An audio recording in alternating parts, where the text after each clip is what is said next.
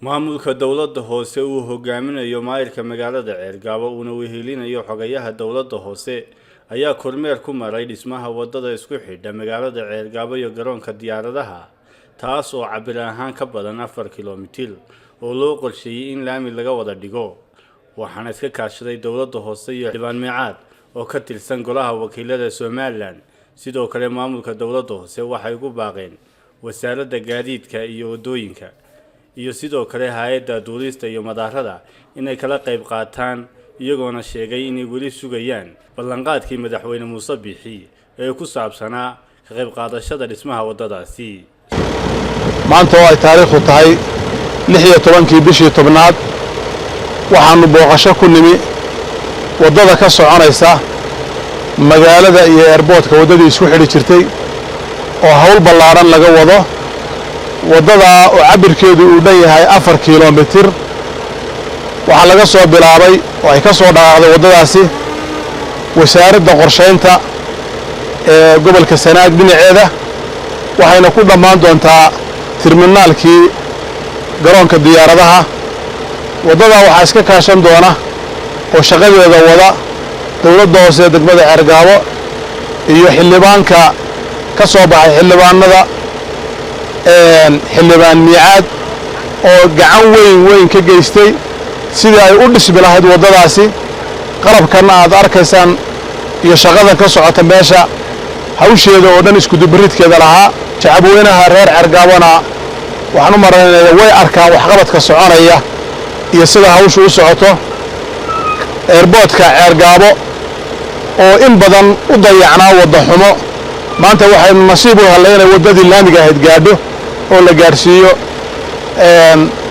wasaaradda ama hay'adda duulista iyo hawadana waxaanu ka codsanaynaa way arki doontaa waxa ka soconaya airportkii iyo wadadii tegi jirtay in iyadoo gacanteedii ka geysato waxa ay ku darayso haday tahay dhismaha airportka iyo haday tahay wadadaba waxa ay kaga qayb galayso in iyadana waa ka sugeynaa hadii la yiraahdo sida uu sheegay xafiiskii loo jiray District Commissioner-ka waadii hore oo laamiga ku yaalo imkana qorsheynta qaranka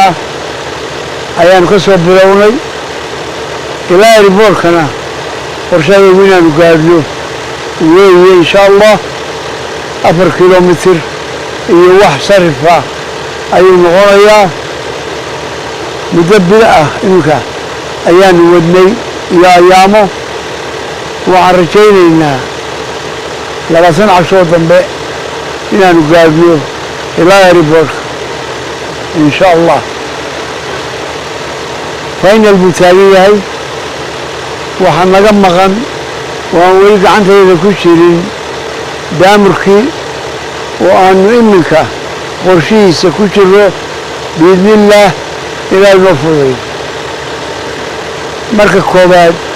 waxaan aad ugu mahadnaqaynaa shirkadda xildhibaanka Micaad oo si hadar la'aan ah muwaadinimo dadaal badan ku jiro nala qabtay qalabkana in badan shirkadu leedahay hawsha wada shirkadda aad baan ugu mahadnaqaynaa waxaan leenahay shirkadda Allah barakeeyo Micaad ma Allah barakeeyo Micaad waa iftiin soo baxay oo iminka loo aayay waxaan leenahay lagu soo insha Allah waxaan iminka u diyaarnahay waa daamurkii waxaanu gaarsiinaynaa markii hore waxaan noo ballan qaaday madaxweynaha jamhuuriyadda Soomaaliland hawlihiiba batay meel bani wax qabad bay u baahan tahay dhibaatooyinkuna way iska badan yihiin waxba ilaa hadda nima soo gaarin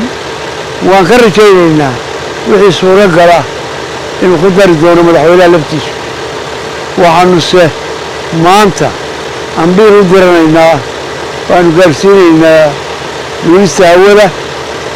waanu leenahay markii sawirkaasi ku soo gaadho waxaanu kaaga baahanay jawaar degdega wixii aad ku darayso oo airportka gelinayso kii horena waanu ka shaqaynay badan kan maantana وهوشي وودنا وعرجين إننا قعونا أكسن كجيسن دونتو بإذن الله تعالى عسك السلكاشو مدحوينا عدي كلبا وعن رجيننا وعلى دوماش الله يغرسي شغاء بلارن ودد وحوي اللباطن هل يكسوا بلارنتي إلى ريبوركا واللباطن مثلوي بلعون بركب وانت من شغلي أبد كيلو مثلوي ودراسي وينفع صدلك يدتك يودنك يربورك هذه بينفعسه وعرجين إن أنت عبي إن الله غرته وقعدنا للقريو وأنا عيد النغون هذا عيد النغوتو بالرحمة دي وإيماني برينا ويدليسا أو شيء نوع نغونسا خسارة وعن أصلينا وعلى الله وإحنا قال غبنايا هذه يبيع مشتري هذه شعري هذه هي الدولة لا نيذك الدول